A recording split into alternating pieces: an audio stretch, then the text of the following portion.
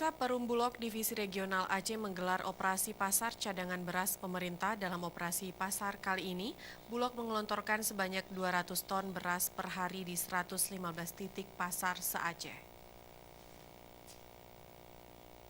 Operasi pasar yang dilaksanakan Perum Bulog Divisi Regional Aceh akan dilaksanakan selama Januari hingga Februari 2019 mendatang. Hal ini dilakukan dalam rangka memenuhi ketersediaan pasokan dan stabilisasi harga. Karena dalam 2 bulan ke depan tidak ada panen raya padi di Aceh, sehingga dengan adanya operasi pasar, pasokan barang di pasaran terus tersedia dan mencukupi dengan harga jual yang stabil.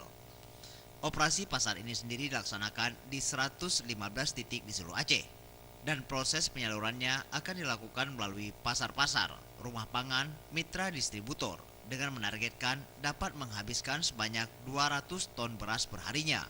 Dan stok beras di Bulog Aceh sendiri saat ini mencapai 25.625 ton.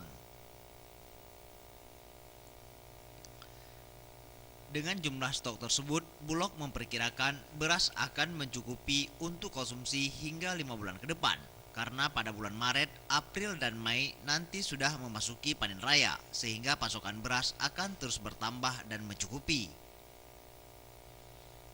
Tim Liputan, Aceh TV.